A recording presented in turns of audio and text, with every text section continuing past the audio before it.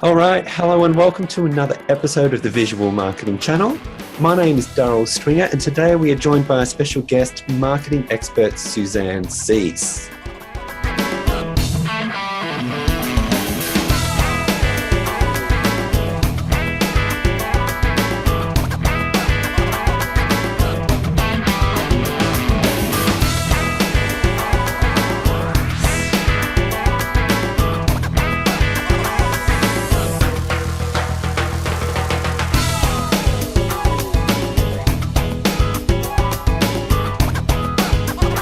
So welcome to the program, Suzanne. It's good to have you here. Thank you for having me. Can you tell us very briefly what kind of work have you done and maybe a little bit about the businesses you've worked with? So what's your background here?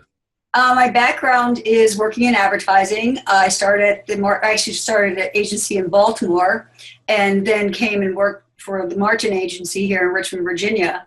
I worked there for several years, established the art buying department, and got to work with a lot of international clients being in Richmond, Virginia. So it was a really wonderful way to be resourceful to find the talent that was out there. And it was great to see how in the time that I was there, the small accounts, and then we got bigger and bigger to very well-known accounts like Wrangler or Mercedes-Benz, Residence Inn. We had quite a few great accounts to work on. Right. So you've worked with a pretty major advertising company. Why are those big businesses that you've worked with so particular about the quality of the photography that they use in their campaigns? Well, it's their brand. And if they want to, with Wrangler, we had to be very careful on what the cowboy looked like because he couldn't be a dime store cowboy. It had to be an authentic cowboy. And that was the same with the women that we photographed for Wrangler campaigns. So it was very important for them to have a really great brand and also do really great advertising. The awards that we won for Wrangler, there's some of the classics. I mean, you could go Google, Wrangler ads and some of these, will come up. And, one of the, my favorite is a baseball player, and of course I'm drawing blank on his name, and how he was a Texas ball player, and he's a legend. And the headline was he puts on his boots on one leg at a time, just like you. And it was just kind of evening the fence. But the branding that we did was so good that it increased the sales for Wrangler. Right. So the image quality or the visual marketing that's used, it does have an impact on the business. It's not just something superficial. It's actually... Oh, it has a huge impact on the business because, it's where is the consumer going to put their money? They could, buy Wranglers or they could buy, Carhartt. It's like, where is the consumer going to put their money? What brand are they going to spend their money on? Another good example is Health Techs. We did all the ad campaigns for them, and they were kind of a brand that kind of had reached a real low, and they really needed to increase their revenue. And the campaigns that we did, again, great headlines, great, images, and that was shot up in Minneapolis. And, it just, again, won lots of awards, got a lot of attention, and therefore it increased the sales of Health Techs. Right. So some of those businesses, they can spend a lot on photography. Yes, tens of thousands of dollars. Right. So why would they spend tens of $1,000s and not get, some local guy for $500? Because the local guy for $500 looks like a local guy for $500.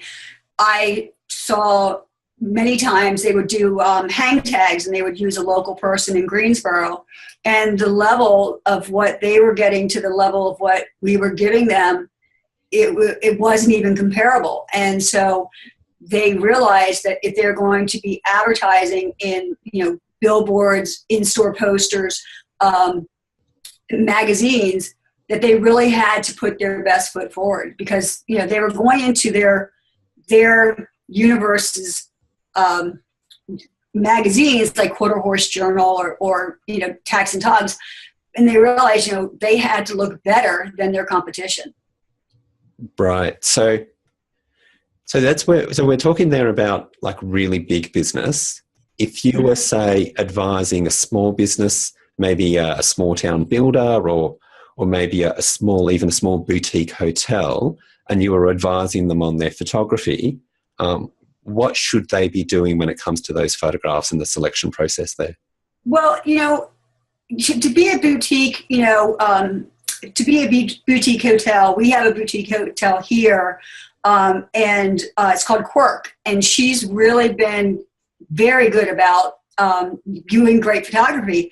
In fact, because the hotel has gotten such good press, a lot of it's because of her photography. It's been like the hotel to stay in Richmond, in Forbes, in different publications on Outside Magazine. If you go there to go rafting, you should, because we have whitewater rapids through the middle of the city.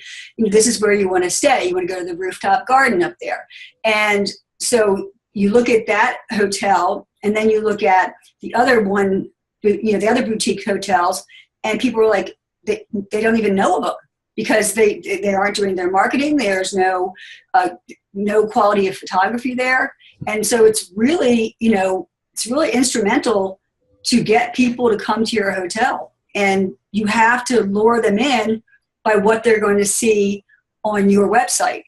And why is someone going to spend, $300 a night in a boutique hotel and the rooms don't look nice? They're not going to do it. And so it's really crucial to make sure that, I like to say that you look expensive, but you're not really that expensive. Right. A good example in a boutique chain is the Ace hotels. They started off as one hotel, and I think Portland, Oregon is where they first started. And they got such a kind of a cult following that they were able to open up Ace hotels in New York City, and I think there's Los Angeles.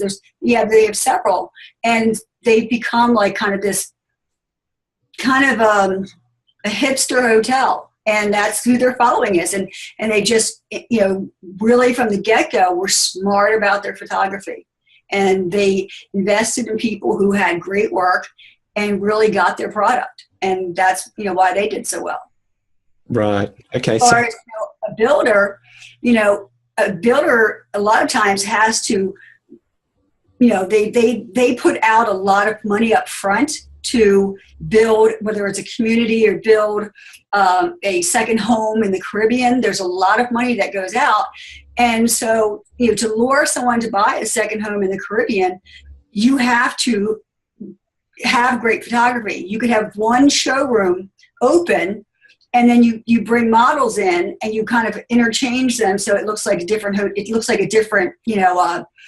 condo, and you can change sofas or whatnot, and what that does is that gets the people who are looking at this resort and investing in it before anything is really built except for that one showroom. And it's really crucial. Now we get bombarded now with the growth in online marketing, and of course with social media. We've got great images hitting us from everywhere. I guess that would even make a difference then to the small businesses as well, because they're competing in terms of image quality with the really big businesses, because people are seeing all of that, and they're seeing everything image-wise is hitting them from everywhere. Yeah, people being bombarded with imagery, it's like you take a cab in New York and you're just like on the buses, on the cabs, everywhere, on the tops of the cabs and in storefronts and whatnot. And so you really have to stop the consumer. And what is going to make someone look at your product over someone else's product? And it's just really important to, again, if you want to invest in your business, you need to invest in what is going to have the consumer purchase your product. What's going to have the consumer, go buy a house in your development over someplace else. A lot of it now has to do with the experience. What is the experience that your development offers? There's a lot of these. It started with, I think it's called Discovery in Florida, or it's either Discovery or it's, it has some name. And it started off as where you had storefronts, you had apartments above the storefronts, and then you had houses. And that is kind of taken off around the country, whereas you have these little,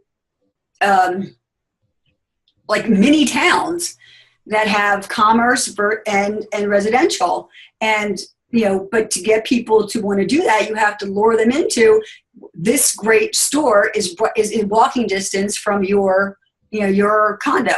And what's going to get you your townhouse or that, and you know all the great schools that can be offered for your children. And that's what I think, you know, these smaller businesses need to realize, especially for the builder or the architect, is that you have to look better than your competition, and you have to offer something that is of value for that person's money that they have to put out. You know, with, like you had said something about a boutique. And, you know, you've got brick and mortar, and then you've got e-commerce. And, you know, you have to look at what people were doing at the e-commerce level and investing in their photography compared to, you know, what you're doing. And, you know, a lot of times you can now have, if you're a boutique, you can have your business on Facebook. So what are you going to do to show that your business is better than the other businesses around you? And a lot of it it's really interesting to see that level of photography. And when it's not there, you can really see a difference. You know, it's like, make sure that, you know, if you're going to show a garment on model, make sure the models are, you know, attractive, that they don't, you know, turn people off. You know, there's a big e-commerce company that started off in shoe, and now they're going into couture. And their landing images are really beautiful, and the models look healthy and they look good, and they're having a great time wearing these lovely outfits. And the prices are not bad on what you consider couture. But then you go in to look at the lines, and the models look anorexic. And so then the consumer, who may not be a size 0 or size 2 and has some meat on their thighs, is not going to be willing to buy a product, a bathing suit, when the model's thighs have no muscle and there's a huge gap between the two thighs. And so that's really important, you know, to really look at your whole brand. Don't have great landing pages and then have your product be secondary. You know, it's hurting the people wanting to buy and purchase. Excellent. That was terrific. Thank you very much, Suzanne. Also, thank you to our sponsors at bestrealestatephotographers.com. And please remember to subscribe and leave a comment and a like below for more of these videos. Bye for now.